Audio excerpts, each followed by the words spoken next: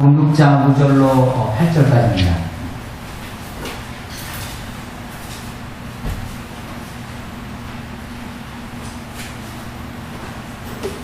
자, 우리 마태복음 6장 5절로 8절 우리 다 같이 한번 같이 읽겠습니다.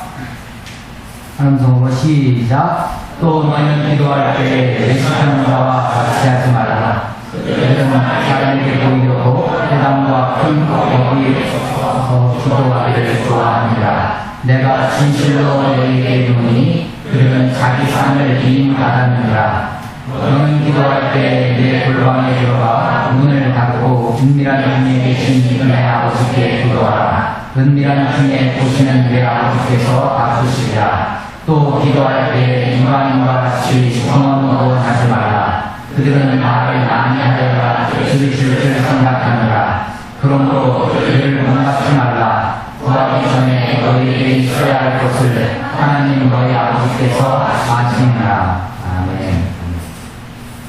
예, 너희는 기도할 때 외식, 이때 식자가 무슨 식자일까요? 형식. 형식은 그냥 식인데 여기서 이 식은 여기서 식은 장식분의 식자입니다. 그러니까 외식은 겉으로 꾸미는 겁니다. 겉으로 하이포크라이즈. 이것은 이 무대에 쓰는 배우들한테 쓰는 단어였어요. 속은 어떠하든지 상관없이 겉으로만 꾸미는 거죠. 기도가 바리새인들, 특별히 유대인들, 바리새인들에게 있어서 기도는 일상 중에 하나였습니다. 기도를 안 했다라고 하는 것이 아니라 기도가 그들의 삶 속에 깊이 들어와 있었습니다. 기도만큼 종교적이고 기도만큼 인간적인 것이 없습니다. 아무리 미개한 나라, 아무리 미개한 국가, 그래서 나라도 없고 정부도 없고 국가도 없고 군대도 없고 병원도 없는 그런 곳에 가도 종교는 다 있습니다. 근데 그 종교 형태가 대부분 어떻게 나타나냐면 기도의 형태로 나타나죠. 그러니까 유학이 특히 그런데 유학이냐 유교냐 라고 했을 때 유교는 종교적인 것을 얘기하는 거고 유학은 철학적인 것을 이야기하죠. 그러니까 유학이 유교가 되지 못하고 유학이라고 하는 것은 이제 내세에 대한 이야기가 없다는 거죠.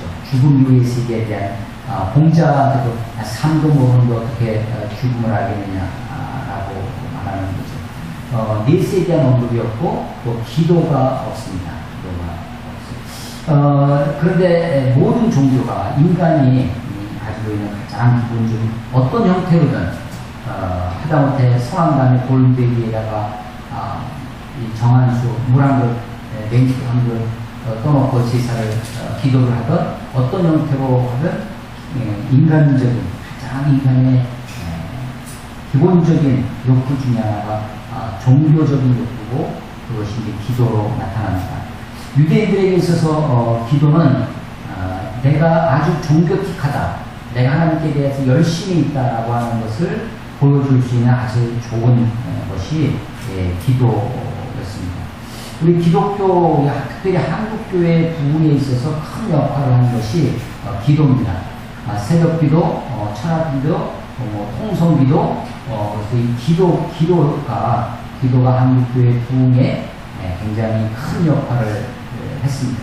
그럼에도 불구하고 한국교회를 병들게 하는 것 중에 하나가 이 기도라고 하는 사실을 또 우리가 부정할 수 없다고 저는 생각합니다. 특별히 어떤 면에서 그러냐면 소위 우리가 가지고 있는 민족적인 정서가 있어요. 소위 민족 종교, 샤머니즘이라든지 혹은 기복적인 것들이 기도를 통해서 옛날에 성황당에서 빌던 그것이나 그것이 그대로 기독교 안에, 교회 안에 들어와서 이제 대상만 예수님, 하나님 이렇게 얘기할 뿐이지 거의 진배가 없는 내용에 있어서나 드리는 형태에 있어서나 진대가 없는 그런 모습으로 지성이면 강천이다 라는 식의 기도가 교회 안에 기도를 통해서 들어왔습니다. 신앙의 열심을 나타내는 것 중 하나가 기도로 변질되었죠. 그래서 오히려 자기 열심, 정말 그래서 하나님이 보여주시는 하나님이 아니라 내가 만들어낸 하나님, 하나님이 우리들에게 보여주시는, 하나님이 우리에게 계시해 주시는 하나님이 아니라 내가 그리고 있는 하나님. 하나님은 이런 분입니다. 그래서 man made God, 사람이 만든 하나님을 생각하고 그 하나님 앞에, 하나님이라면 이런 기도를 드려줘야 되는 것이 아니냐, 하나님이라면 내가 이렇게 기도하면 하나님 응답하셔야 되는 것 아니냐 라고 하는 식의 기도가 있습니다. 기도가 제가 처음에 신앙생활 교회에 처음 왔을 때 교회에서 그 대표 기도하시는 분들 보니까 너무 잘하시는 거예요. 그리고 막 기도가 어려웠습니다. 저렇게 기도하다니. 교회는 열심히 다녔는데, 설교는 열심히 들었는데, 기도하기가 어려웠습니다. 그래서 저는 이제 두 가지 방법으로 기도를 배웠는데, 하나는 기도 따라하기입니다. 기도를 목사님이나 혹은 장로님이나 교회 직장인들이 기도하면 그걸 앉아서 같이 따라서 속으로 기도하는 거죠. 또 기도 노트, 기도 일기를 적습니다. 요즘 감사일기가 유행인데 기도 일기를 내일 노트를 한번 사가지고 하나님의 보면서 이제 기도 일기를 얼마나 이렇게 하다 보니까 이제 대표 기도를 이제 그때는 주로 학생회 중고등부 예배에서 대표 기도를 했었는데 대표 기도가 그다지 어렵지 않게 됐었어요. 그런데 이제 그래도 여전히 신앙생활 하면서 나중에 점점점 어려워지는 것이 사실은 이 대표 기도입니다. 개인 기도도 어렵지만 사실 또 대표 기도도 어려워요. 기도가 결코 쉬운 것이 아닙니다. 기도가 굉장히 쉽다고 사실은 어쩌면 아주 쉬운 일입니다. 갓난아이가 엄마한테 배고프다고 칭얼대는 것부터 시작해서 그게 다 하나님 앞에 기도일 수 있죠. 그런 형태의 기도. 베드로가 물속에 빠져 들어가면서 물 위로 걸어갈 때 물속에 빠져서 주여 하고 그 네 마디 기도부터 해서 어쩌면 예수님이 겟세마네 동산에서 할 수만 있거든. 이 잔을 내서 지나가게 하옵소서. 그러나 나의 원대로 마옵시고 아버지의 원대로 하옵소서라고 하는 그런 기도까지 아주 낮은 어린아이의 기도에서부터 아주 성숙한 자기를 겟세마네 동산의 기도처럼 자기를 죽이고 하나님의 뜻으로 자기를 채우는 아주 성숙한 기도까지 기도가 굉장히 폭넓습니다. 교회 생활을 하면서 신앙생활을 하면서 이 기도의 위기가 우리에게 있습니다. 늘 마음의 부담 중에 하나가 기도를 많이 못한다는 것에 대한 부담이 있어요. 심지어는 누가 아프다는 소식을 들으면 우리 뭐 교우 중에 누가 아프다든지 무슨 일이 내가 기도 안 해서 그런 것 같고 나 때문에 그 친구가 그분이 그 형제가 아픈 것 같고 그래서 기도에 대한 부담이 그래서 어떤 일들을 하는데 일이 잘 진행안 되면 내가 기도하면서 그런 것 같다.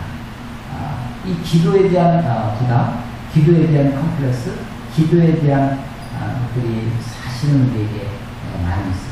근데 정말 하나님 우리들에게 원하시는 것이 그럴까? 하나님이 우리처럼 쫀쫀 너가 기도 안 했잖아 하면서 우리가 기도하지 않은 걸 가지고 우리를 괴롭히고 막 우리를 그런 하나님이실까? 하나님의 넓으심, 하나님의 크심, 하나님의 사랑, 하나님의 아버지 되심을 우리가 묵상해 보고 하나님의 넉넉하심을 생각하면 세상에 우리가 생각하는 우리식의 그런 기도는 아닐 것이다 하는 생각을 갖게 됩니다. 오늘 기도에 있어서 예수님이 크게 세 가지 교훈을 하십니다. 근데 이게 전부 다 부정적인 명령으로 되어 있어요. 첫 번째가 5절에 보면 기도할 때 외식하는 자와 같이 하지 말라. 하지 말라는 거죠. 외식하는 자와 같이 하지 말라는 것이고, 두 번째가 7절에 있는 것처럼 기도할 때 이방인과 같이 중언부언하지 말라. 18절에 그러므로 그들을 본받지 말라. 다 하지 말라로 되어 있습니다. 첫 번째가 외식하는 자와 같이 하지 말라. 이것은 이 사람들의 기도의 본질이 뭐냐면 사람에게 보이려고 하는 것입니다. 그래서 회당 안에서 기도합니다. 또 큰 거리 어귀에서 코너에서 기도합니다. 그러니까 길 코너에서 이쪽 길 저쪽 길 다 보이는 거죠. 사람들에게 최대한 잘 보이게 하려고 그렇게 기도합니다. 이들의 목적은 사람에게 있어요. 그래서 대표 기도의 위기가 여기 있습니다. 사람에게 잘 보이게 하는 거죠. 이번에도 우리 신학부모들 모임이 있었습니다. 목사님들 모여서 이제 책 가지고 얘기하고 토론하고, 이번에는 약간 좀 아주 논쟁이 재밌어요. 논쟁하고 그러고 나서 또 다 잊어버리고 같이 밥을 먹으면서 이제 기도를 하는데, 어떤 분한테 기도를 기도하는데 영락없이 이 설교를 한편의 설교예요. 기도가 아니라 그러면서 이제 그 기도가 설교처럼 이제 쫙 나오는. 근데 이제 들으면서 이제 이게 과연 누구한테 이 기도는 누구한테 하는 건가? 뭐 우리가 그럴 빠지기가 참 쉽습니다. 기도하면서 기도 시간에 잔소리 합니다. 기도하면서 설교하고 기도하면서 사람 들으라고 하는 거죠. 이 기도의 위기가 있어요. 사람에게 보이려고 하는 것. 근데 이런 것으로 자기 상을 이미 받았다. 벌써 이미 사람들에게 칭찬을 받았기 때문에 더 이상 받을 것이 없다는 것입니다. 6절 너는 기도할 때 골방에 들어가. 그리고 문을 닫고. 그러니까 이중 장치를 하는 거죠. 골방에 들어가서 문을 닫고 은밀한 중에 계신 내 아버지를 기도하라. 은밀한 중에 보시는, 우리가 은밀한 가운데 행하는 것을 보시는 하나님이십니다. 내가 비밀 중에 인시크릿이에요. 우리가 비밀 중에 행한, 안 보이는 중에 행하는 것을 하나님이 보시는 거죠.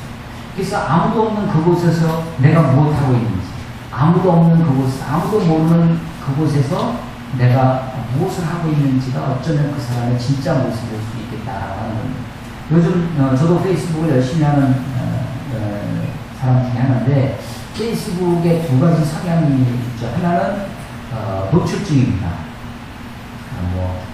이 노출이라고 하는 게 제주 지검장만 하는 것이 아니라 우리들이 어느 자기를 노출하고 싶은 것이 있어요. 그래서 그때 우리가 겸손하게 정직하게 하는 거죠. 그래서 이제 이런 것들이 싫어서 페이스북을 안 하는 사람도 있습니다. 노출증만 있는 것이 아니라 관원증도 있습니다. 남들은 뭐하고 있나. 그래서 페이스북을 통해서 수많은 다른 사람들, 친구들, 친구의 친구들에서 이렇게 들여다보기, 뭐하고 있는지 탐색하기, 관음증과 노출증이 페이스북에 녹아져 있는데, 그게 인간들의 심성 속에서 페이스북에 이렇게 많이 전파되는 것 중에 하나일 것입니다. 하나님 앞에, 이제 저는 그래서 이 페이스북에 대해서 나름대로 고민도 하죠. 글을 쓸 때마다, 할 때마다 시간도 많이 들어갑니다. 근데 이제 제 사역의 어떤 특징 중에 하나가 많이 흩어져 있는 사람들에게 대상으로 하는, 그래서 페이스북이 유용하게, 그래서 막 가끔 사람들 만나면 내 동선을 다 알고 있어요. 내가 뭐 하고 지내는지 열심히 페이스북에서 전혀 만난 적도 없는데 저에 대해서 이야기하고 알고 있고, 또 그렇게 페이스북에서 자주 만나는 사람들은 몸은 한 번도 본 적이 없지만 상당히 가까운 그런 것을 느끼죠. 우리가 기도에 있어서 골방에 들어가는 연습이 아무도 보지 않아요. 하나님이 보이지 않아요. 제가 페이스북에 제 생각을 나름대로 적지만 제가 그렇다고 제 모든 생각을 다 거기다가 쓰는 것은 아닙니다. 제가 가지고 있는 또 다른 생각들도 있죠. 내가 사람들한테 이야기하고 권면하고 혹은 나누는 이야기도 있지만 그렇다고 내가 그 사람한테 다 내 마음을 이야기하지 않습니다. 내가 혼자 있을 때 무엇을 하고 있는지, 아무도 보지 않는 그곳에서 내가 어떤 모습을 가지고 있는지, 그때 내가 경건할 수 있는지, 그때 내가 구별된 삶을 살 수 있는지, 그때 내가 정직하고 의로운 곳에 서 있을 수 있느냐 하는 것이 내 삶의 무게를 나타내는 것이겠다라는 것입니다. 하나님은 우리가 은밀하게 행하는 것을 보시는 하나님이십니다. 그리고 하나님은 그것을 갚으시는 하나님이십니다. 우리에게 상 주시는 이신이라는 것을 우리가 잊지 말아야 할 것입니다. 기도에 관한 예수님의 교훈 중에 누가복음 18장을 한번 찾아보겠습니다. 누가복음 18장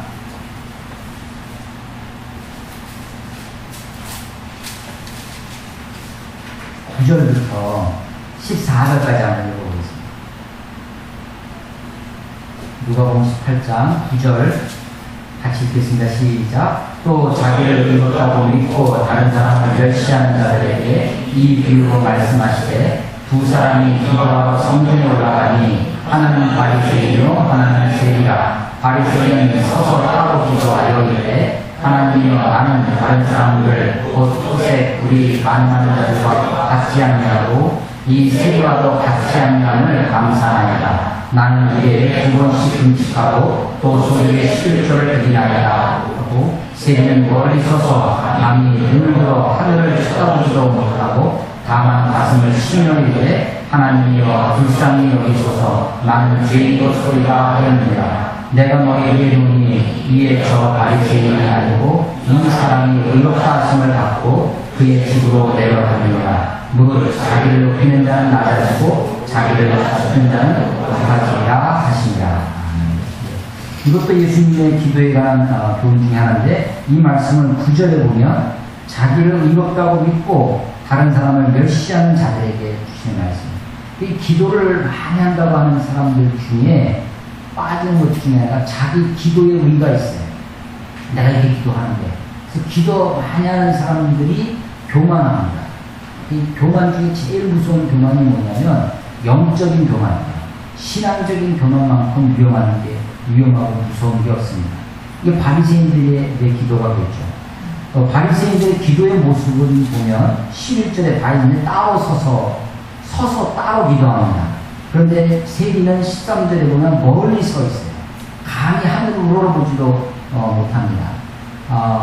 그러면서 이 사람은 내용은 11절에 보면 바리새인도 감사하다고 해요. 감사하다. 근데 그 감사의 내용이 같지 않아서 가난한 토색 불이 가난한 자들과 같지 않냐고 이 세리와도 같지 않냐고 좀 같잖게 들리죠? 이런 것 때문에 감사하다. 말은 감사한데 실제로는 교만이 가득하십니다. 사람들을 멸시하는 것이 그 속에 있어요. 이 신앙생활 한다고 하면서도 우리들에게 이런 것이 있습니다.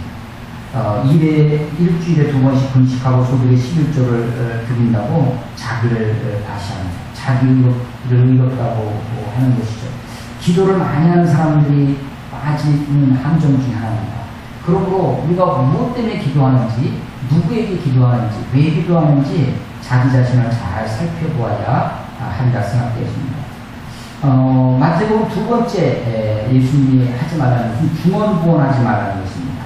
이게 베를링 어린아이들 옹알이 하듯 그런 거와 비슷한 단어입니다.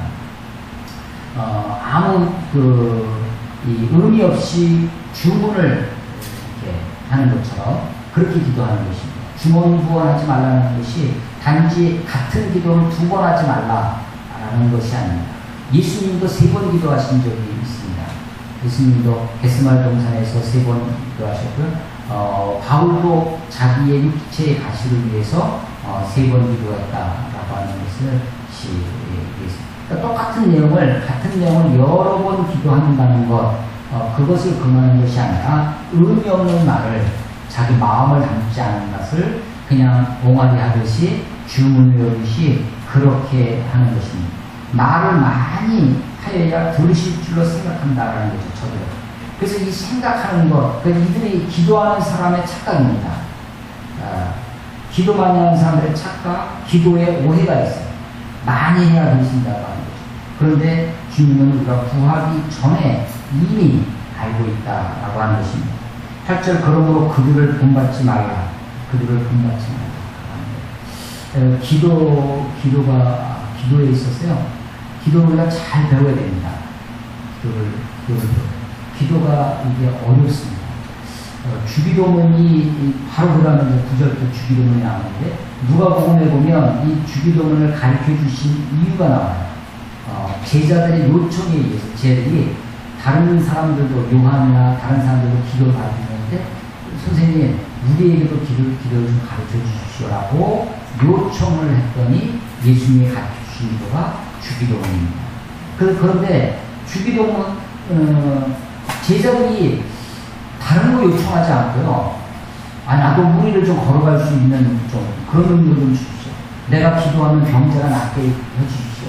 그런 치유의 은사를 구한다든지 다른 어떤 걸 구하는 것이 아니라 기도를 받으라고 기도를 요청하고 있습니다. 제자를 예수님께 요청하는 거. 기도를요 배워야 된다는 사실이에요. 여러분 신앙생활 하면서 고민하고 하는 것 중에 하나가 어떤 기도가 하나님이 들으실 만한 기도입니까? 어떤 기도를 하나님이 들으실까? 기도에 대한 생각을 합니다. 내가 지금 드리는 이 기도를 하나님이 들으실까? 그래서 기도를 점검해요. 기도를 많이 생각합니다. 하나님이 들으실 만한 기도. 너희가 내 안에 거하고 내 말이 너희 안에 거하면 무엇인지 원하는 대로 구하라. 그리하면 주시리라. 무엇인지 원하는 구하라고 하시는데, 우리가 기도해도 내가 솔직히 기도의 응답을 100% 하지 못합니다. 기도한 대로 되어지는 것이 아닙니다. 응답은 하나님의 뜻대로 되죠. 그런데 성경은 너희가 무엇인지 원하는 대로 구하라. 그리하면 주시라고 약속하고 있다는 사실. 그래서 그 앞에 너희가 내 안에 거하고 내 말은 너희 안에 거하면, 이라는 말을 심각하게 생각해야 됩니다. 내가 예수님 안에 거하고 있는지, 예수님의 말씀이 내 안에 거하고 있는지. 저들을 본받지 말라. 그들을 본받지 말라. 제가 이제 전도사 시절에, 부목사 시절에 저는 이제 신학교 다니면서 딱 세 교회를 섬기고 이제 평화교회 저였는데, 교회를 다니면서 물론 참 존경하고 참 저렇게 하시는구나라고 하는 좋은 것도 많이 배우고 하지만 그렇지 않은 것도 많이 봤습니다. 근데 그때 제가 마음에 나는 저렇게 하지 말아야지. 내가 하지 말아야지. 그래서 하지 말아야지라는 것만 제가 끝까지 죽을 때까지 지킬 수 있다면, 처음에도 아마 많은 분들이 그랬을 것 같아요. 처음에 무슨 시작할 때, 젊었을 때 아무것도 모를 때 막 비판하고 하던 것을 좀 나이가 들고 현실을 알고 하다 보면 자기도 모르게 똑같이 그 일을 하고 있는 거죠. 그래서 내가 하지 말아야 할 일. 그래서 전도사 시절에 내가 하지 말아야 할, 내가 목사가 되면 하지 말아야지 라고 하는 것을 10개를 정리해 본 적이 있어요. 이렇게 하지 말아야지. 이것은 하지 말아야지. 이것은 하지 말아야지. 하는 거죠. 그리고 하지 말아야지 하는 것. 이게 내가 누구를 본받고 적극적으로 하는 것도 있지만, 내가 나를 지키기 위해서 이건 내가 목에 칼이 들어와도, 내가 비록 부모 때문에 내가 이건 하지 말아야지. 하지 말아야 되겠다. 라고 하는 거죠. 그들을 본받지 않은 것입니다. 기도할 때 예수님이 기도에 대한 교훈 중에 3가지로 우리에게 말씀하십니다. 외식하는 자와 같이 사람에게 보이려고 하지 마라. 중언부언하지 마라. 그들을 본받지 마라. 하나님이 이미 너희가 있어야 할 것을, 너희에게 있어야 할 것을 아시는 거예요. 그러니까 하나님을 믿으십시오. 하나님은 우리보다 훨씬 지혜로우십니다.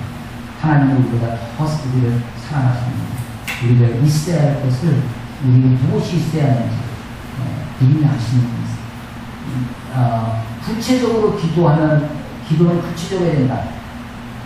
한편으로는 맞는 말 같은데 한편으로는 그렇게 맞지 않습니다.